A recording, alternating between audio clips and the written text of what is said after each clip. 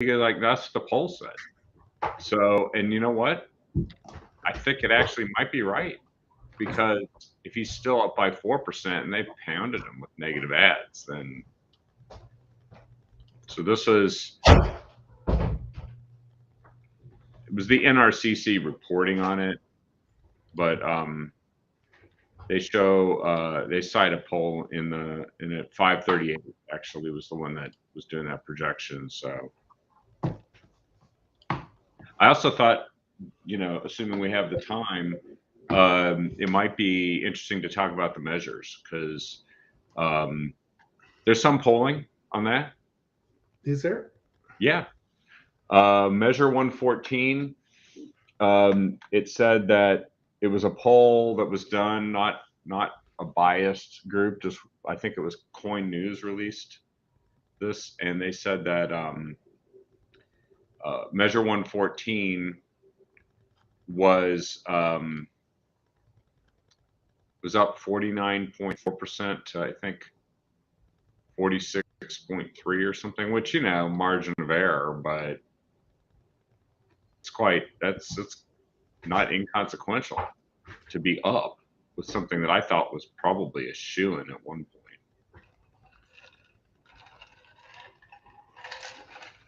See if I can find that here.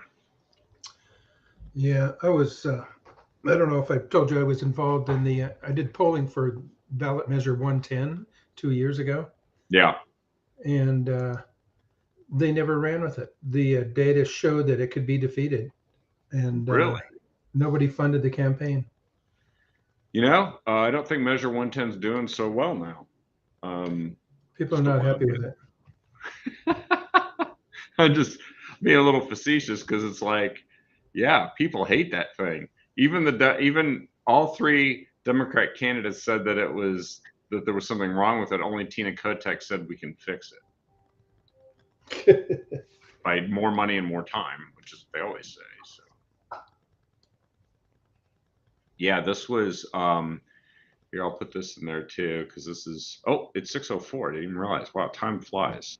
Yeah. Go ahead and launch. Let me just put this one. I wonder.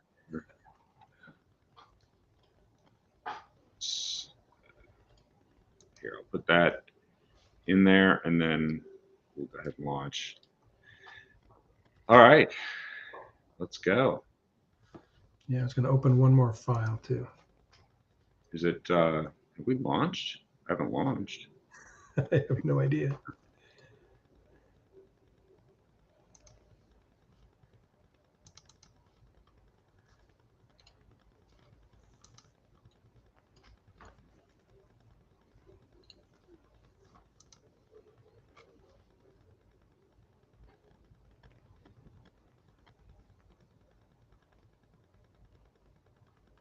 Yeah, I must have accidentally clicked launch. So we're on, Mike. Good to know. Good to know. Welcome, captive audience. I'm Kevin Hoare, and with me is pollster Mike Riley, and we are very excited to be here with you tonight because we're in the final stages of the election, and at this very moment, not only are we being besieged by polls that are telling us all kinds of things, but we are also closing in on the final stages where the only poll that matters is the election. And how do we connect those dots, Mike? That's really interesting. Mike is with Riley Research and has been involved with polling for many of different races over the years. And we were just talking about Measure 110 from a few years ago, and so we've got some measures we're going to discuss tonight too. How you doing, Mike? Doing great, Kevin. Thanks for having me. So, really interesting. What we're looking at now is the polls are tightening. Certainly in the governor's race, which seems to be razor's edge close. There is the latest, what is it, Real Clear Politics average of polls. You were looking that up, and it was actually showing Tina Kotek up slightly. Did I understand that correctly? Yeah, it currently shows her up 1.3, but it looked like one of the pollsters was a progressive organization, so a little doubtful. I mean, she's the more recent polls, I mean, the slightly less recent polls have Kotek up 2 points, but these last two polls have Kotek up 4 points. So it's kind of a shift, a quick shift. It's going to be real interesting. Questionable polls at the last minute are not unusual as people try to make sure the message they want gets out. Yeah, the message they want plus a narrative that they're trying to purvey, which is sometimes the media doesn't look real close at the details of such polls, like how did they calculate like the voters, how did they sample Republicans, Democrats, non-affiliated breakdown, all that stuff is details, right? Yeah, that's the big one is really what percentage of the non-affiliated or independent voters are going to actually vote? Because in an off-year election like this, it's typically in the low 20s. But this year, I would bet it's up in the 30s at least. And those people are really important to the outcome. And not a lot of them are terribly happy with what's going on, is Right. the gathering. So it's going to tend to redound away from, say, Tina or one of the other Democrat candidates in the other races. So one of the headlines here, Oregon governor's race down to the wire, too late polls show narrow lead for Kotek over Drazen, and that's was referring to the very same thing that you were talking about, which is the Real Clear Politics average. I'm going to post that in here so folks can see this. In addition, there's another article that I saw here that was talking about them being tied 40.8 to 40.8. I'll see if I can't find that because when people start casting ballots, it tends to be like there are people that are just simply not going to vote, and they might be counted in a poll, right? But it depends on how sensitive they are to that. Either they vote or they don't vote. Do you think that the number of people that tend to vote or tend to not tell a pollster the correct information about whether they're going to vote or not, does that increase or decrease as you get closer to election day with our month-long voting process? Well, we typically target voters on the basis of their actual record. If they voted in 4 out of the 4 last elections, we can count on them. They're definitely a likely voter. If they voted in 3 out of 4, they're probably a likely voter. But if they only voted in 2 out of the last 4 or 1 out of the last 4, I would evaluate them differently. I might still poll them, but I would evaluate their responses differently. So, and the other big question, like we talked about a minute ago, is what percentage of the independents are going to actually vote? Because as you said, independents this year are tending to lead more toward the conservative side. Yeah. Yeah, and if they're breaking in that direction, then the turnout issue, it's really hard because if they don't have, there's so many new non-affiliated voters that have been added to the voter rolls, right, in the past several years. They don't have as long a rock solid history amongst many of them. And then you get into one of these change wave election situations where maybe if they voted, it would matter, but we just don't know, right? Because they might not even have a habit of voting in the past. Yeah, and there's some research that suggests that conservative voters are less likely to participate in polls. So even if they go to the effort to make sure that the Republicans are properly represented, it might tend to be those less conservative Republicans who agree to participate. So that kind of information or those kinds of things tend to make Republicans hopeful, and I think rightfully so, based on some of the polling errors we've seen over the past few years. So, before we move on from the governor's race, you kind of get a gut feel, an educated guess, far more educated than me just saying I read an article. You look at these polls. Is that kind of your feeling? The last thing you mentioned, that it maybe the Kotek situation of being up or tied might be a little exaggerated potentially. Yeah, it's hard. It's hard to know. These last minute polls, like we talked about, sometimes they're purposeful. They're intended to try to convey last minute sense of either confidence or urgency. I don't necessarily trust every poll I see, and I would always want to look into it in detail to see exactly who was sampled, likely voters, proper proportions of Republicans, Democrats, and Independents. I would want to see all that before I would draw any real conclusions about that. But Yeah, it's most of definitely, the time it's just a headline, right? yeah, and it's definitely close. And I think more than anything that uh, Christine Drazen is giving coattails to some of the down ballot races. I think there are a lot of people who are turning out to vote for the governor, but and the ballot measure we're going to talk about later too may also be something that brings more conservatives out to vote to try to defend ballot measure 114 to defend the gun rights. Those things are going to be important as well. So it's a big crapshoot at this point. Yeah, so it's interesting you mentioned that one because Coin News released something on the 3rd, so just a couple of days ago. Oregon-based public opinion research firm. I'm trying to see who it was because I know it does matter who it is. I think it was Nelson. Anyway, um, and they showed that Christine Drazen was at about 43.5%, Tina at 41.1%, which is both very consistent with what we've seen in previous weeks. They showed Betsy tallied only 5.4% of the votes, Oh, and 9.4% of the voters, I guess likely voters, right? They said 577 likely voters were undecided. Um, so Betsy's numbers have declined a lot, but what was interesting about this poll is that and they said 42.6% of the respondents who say they already voted. Drazen leads Kotek by less than 1 point, 47.6 to 46.7, which is kind of interesting. Now that's people saying they voted, but then this also went in and covered a couple of other races. One of them was the Bureau of Labor and Industry race, which this I'm not surprised at. It said Christina Stephenson, who's kind of the labor, the organized labor candidate for the Bureau of Labor and Industry. So I guess the heck with industry. 22.5%. Sherry Helt at 16.1%.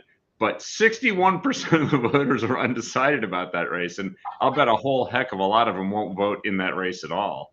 Because they don't know the candidates. Yeah, that caught. And then this is the thing that really caught my attention. They pulled Measure 114, and that's to remind everybody what that is. Measure 114 is the bill that would put into place a system that would make it that if you wanted to purchase a firearm, you had to get a permit, not for concealed carry, but for having one at all to take possession of it. And you have to not only do a background check, which is already done today, but you'd have to take a class that they would administer to make sure that you were safe.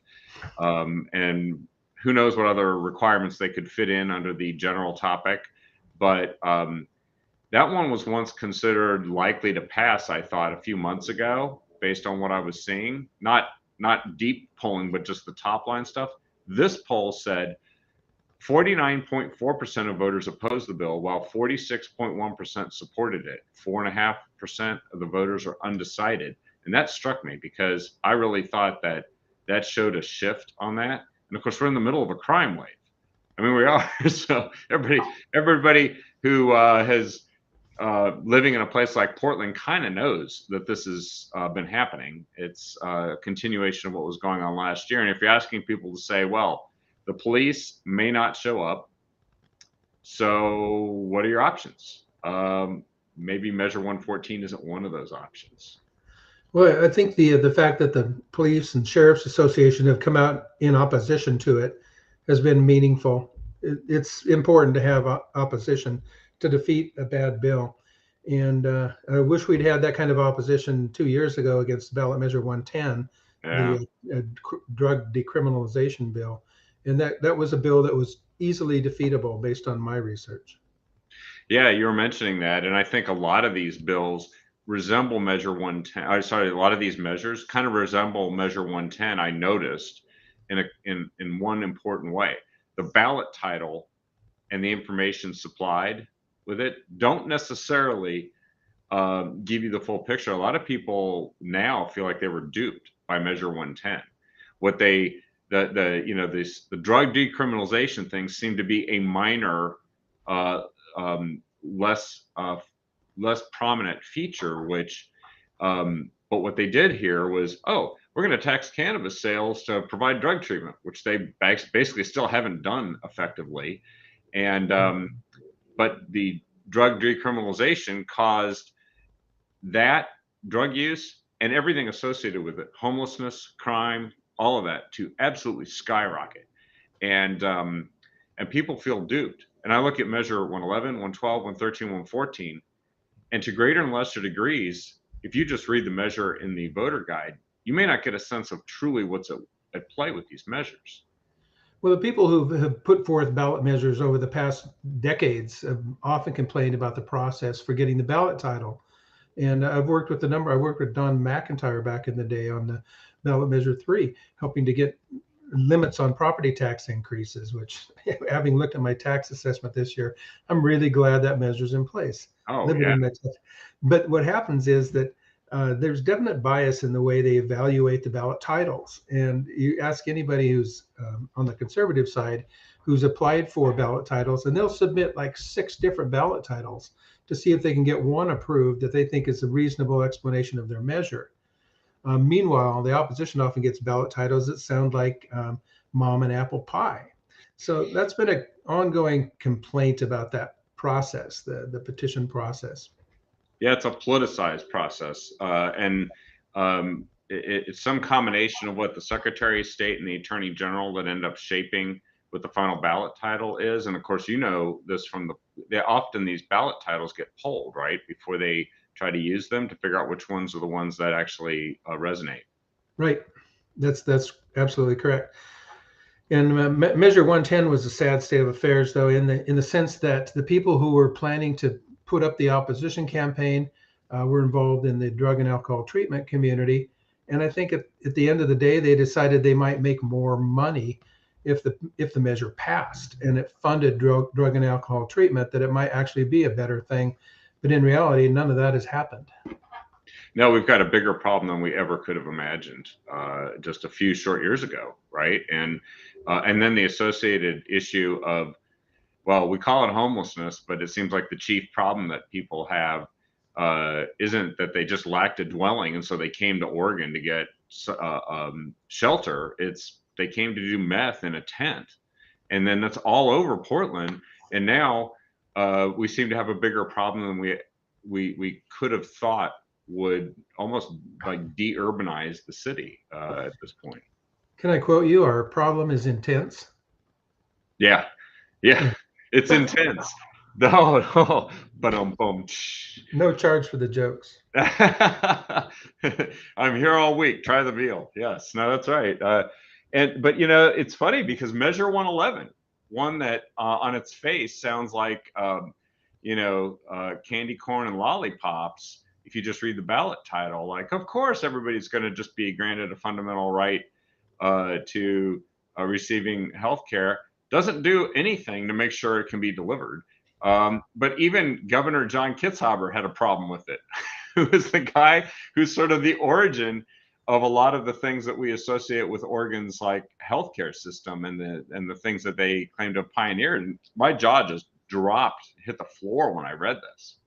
Well, it's either water down healthcare, education, and all the other essential government services that Oregon provides. If we adopt this sense that healthcare is now a right, you have to water down all those other services, or else massive tax increases. There's only 2 ways to go. Yeah, and one analysis that we had reported on here in the show some time ago said it could double taxes if they actually had to do everything that was being mandated in here, and you can find private healthcare plans going away and single payer coming in, even though they say it doesn't require it. It's like, geez, that's not a 3-bank shot. That's at best a 2-bank shot, right? Because the groups that are supporting it, that would love to see it happen, they're all over single payer. They just know that they have to baby step their way there sometimes. Yeah, I guess if they mandate certain types of coverage, they can force private insurers out of the market. Yep. And they will overwhelm the existing healthcare system. Anybody who's tried to get an appointment with the doctor for almost any reason, especially if it's a specialist. You might find yourself looking at a month, 2 months out.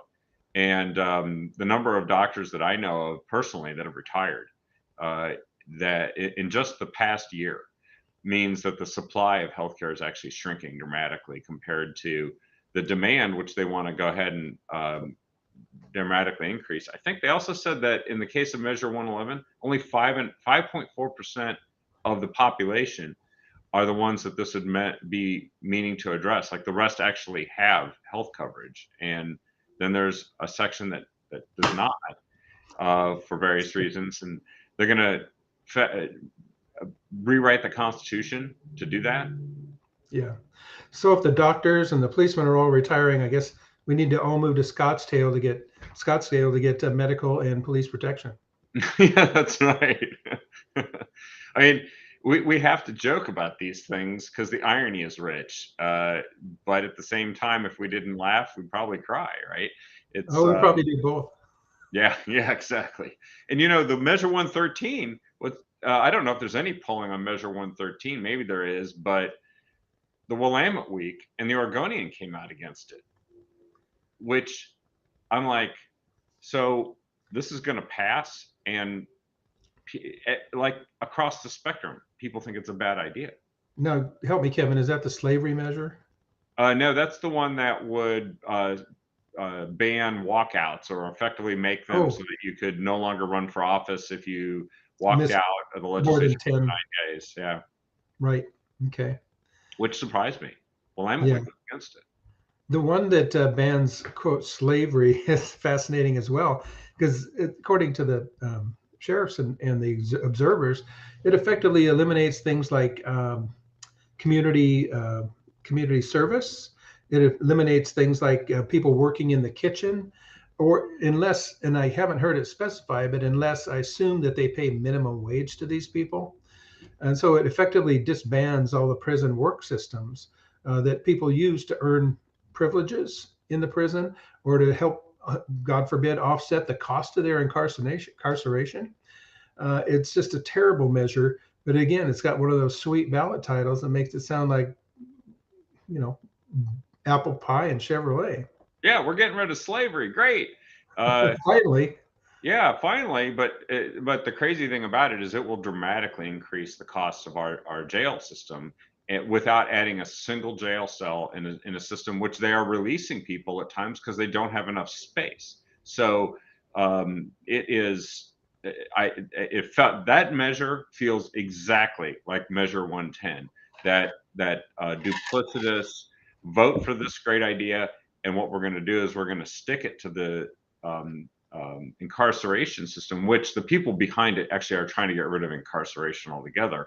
They don't want it, but at the same time, if they can go and start making it so that you have to pay everybody, Colorado did this, and I know what happened in Colorado. And if people knew what happened in Colorado, the prisoners were able to not only be paid minimum wage, uh, but they were able to unionize. They're able to get paid uh, days off and vacation, paid vacation leave, and then they also could get retirement. So it's like being a state worker, give them and PERS, maybe. that's it. So you could just dump a whole bunch of new people onto the PER system. What could go wrong with that? It's in such great shape now. And well, let's shift gears here because we've covered the four measures, and for me, they're like all big no's. But hopefully, people are perceiving, at least on that Measure 114. I have hope on that one. I see Marjorie Davis says we have to move to Idaho to get physicians and police protection. So Yes, Idaho's good. I like Idaho. yeah, and actually, my understanding is they don't tax veterans benefits. In Idaho, which is when I visited Boise, there's a big veterans hospital there. Veterans all over the place. You go to the store, they're all you can just tell like they always wear the hats and stuff like that. So yeah, you're right. I guess they just want them to leave. They don't like them here or something. But congressional races and the state legislature, we've got three pretty competitive congressional races. The fifth district, Lori Chavez Dreamer and Jamie McLeod Skinner to take over Schrader's seat. CD6, the new one, which is Mike Erickson versus State Representative Andrea Salinas, and then CD4, which is like Benton Lane and points further south, Coos, that area. And that's Alex Scalatos, who ran in 2020 against the now retired, I'm forgetting his name. Val Hoyle. Yeah, he's running against Val Hoyle, but he ran against DeFazio, who then retired, and that's why there's open seat. And Val Hoyle is the Bureau of Labor and Industry Commissioner now. Right. What are you hearing on those three races? What's the scuttlebutt? Well, according to the Real Clear Politics, Scarlatos is down 1 point in that district. Wow. So he's there. You could imagine a scenario under which Oregon would have 4 out of 6 Republican Congress people. Wow. It's possible. It's possible. And if that doesn't shake up people like, excuse me, Democrat Party, you are doing something wrong, that message to go from 1 out of 5 to 4 out of 6 would be just tectonic, wouldn't it? Well, yeah, democracy is obviously on the in the balance. If that kind of thing happens, people voting Democrats out of office, that's got to be the end of democracy as we know it. That's right. That's what Joe Biden said. He said, if you use democracy to vote Democrats out of office, you are a threat to democracy. You might be a Nazi. You might be a Nazi. You might be. It's crazy. Certainly crazy some times. kind of supremacist. So the 5th district, Cook political report, Cristobal, they've moved that into leans Republican. Got to get the votes in, but that one they pulled. Nancy Pelosi's PAC has pulled its money and has shifted it over to CD6. Now that one, we've seen some polling. What it showed, he's up maybe 4% at times, but on the edge of the margin of error. Mike Erickson and Andrea Salinas is running tons of negative ads. It's funny though, Andrea Salinas kind of initially started the campaign as kind of positioning herself as a Latina. And you think about her platform, it's all about reproduction rights, pro-choice. It was about green energy and the Green New Deal. And I forget what the third one, but none of them had any kind of resemblance to what Latin Americans, what Latinos care about, which is schools, crime, education, healthcare. And so she really missed the mark in that regard. And that's what gives me a little extra confidence that could be a race that could be won. Isn't that also the kind of the case that's the great miscalculation Democrats have made in this election, is that there's you look at the top 3 or 4 issues and none of them are the ones they're running ads on, except with a certain segment of the voters. So state legislative races. Well, nationwide as well. Yeah, nationally as well. That's right. State legislative races, state Senate, state House. I'm a little shocked. Not only are there 17 seats that we're competing for to see if we can't win as Republicans, but we in the state Senate and in the state House, there's also 5 or 6 seats that if you looked right after redistricting last year and said we might have a shot at these, just laugh in our face if we had said that, right? And yet you can see in these seats that the Democrat are running negative ads, naming their opponent, attacking their opponent, people that I barely know who their name is, which you usually don't mention the name of your opponent unless you're worried that they're going to win. Yeah. That was interesting. You made that comment about the Wyden ad as well. The Wyden's actually naming Joe Ray Perkins in his ad, which if you're up by 14 points, why would you name your opponent? That's an odd thing to do. It must be getting a bit closer for comfort for a guy that started with $9 million. And then I just look at Washington State and the Tiffany Smiley race against Patty Murray. And I'm thinking, well, if that one's close, maybe Ron Wyden's in a little bit of trouble that he didn't expect to be. That would be something. Well, I know we got to wrap up and let you get to your family there because you're making dinner, right? Yeah, I'm in charge of dinner tonight. So any last thoughts? What do you think? Where do we score? Maybe state legislative, congressional? I know we got shot at 4. Do you think it's at least we could get to 3 potentially? Well, I'm not very much up on the state legislative races, but I do think that we have really 3 or potentially 4 Congress people who could get elected. It's more interesting, more exciting, and more potential than I've ever seen, at least in the last 40 years. So I'm excited about that. I'm excited about Christine Drazen, and doggone it, you just want voters to turn out and vote. And I think it's the independent voters that are going to make the difference, because Republicans can't win on their own. They need independents to vote their way in big numbers. And so that's what I'm hopeful will happen. Yeah. And maybe they were undercounted, as you pointed out, that there's some research that suggests that they just don't like talking to pollsters, a lot of these folks. That hurts you. I know, pollsters are such nice guys. What's the problem? Yeah. Come Oh, on. one last prediction, and this, I know that this is no way. New York governor's race. I'm watching that one. That was like supposed to be a 10-point romp for Kathy Hochul, and you give them Zell. She's such an unattractive candidate on so many levels. She wasn't elected, and New Yorkers, it's up to them really. 40% of the votes are in New York City, I've heard. So it's a very liberal city, and it would be the November miracle, I think, to have a Republican governor in New York, but it's possible.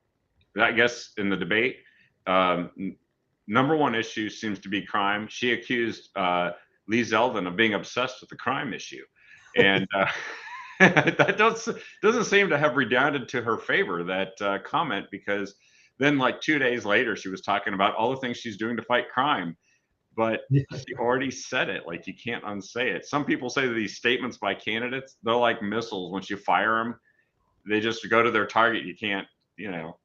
I know. And in California today, Biden was once again saying he's not issuing any new drilling permits, and he's going to shut down the coal industry. He can't help himself.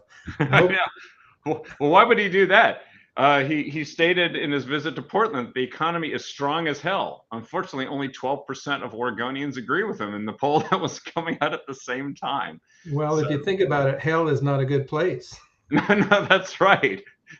Hell was the operative word. You're correct. Yeah. Well, thanks, Mike, for joining us. And this is a great show. Really appreciate you coming on tonight. And I guess we'll all be watching tomorrow with some bated breath. And maybe we'll do a post game with you just to break it all down and see what we learn, too, here in the coming weeks. But we know it might not be election night that we'll know all the results. So stay tuned.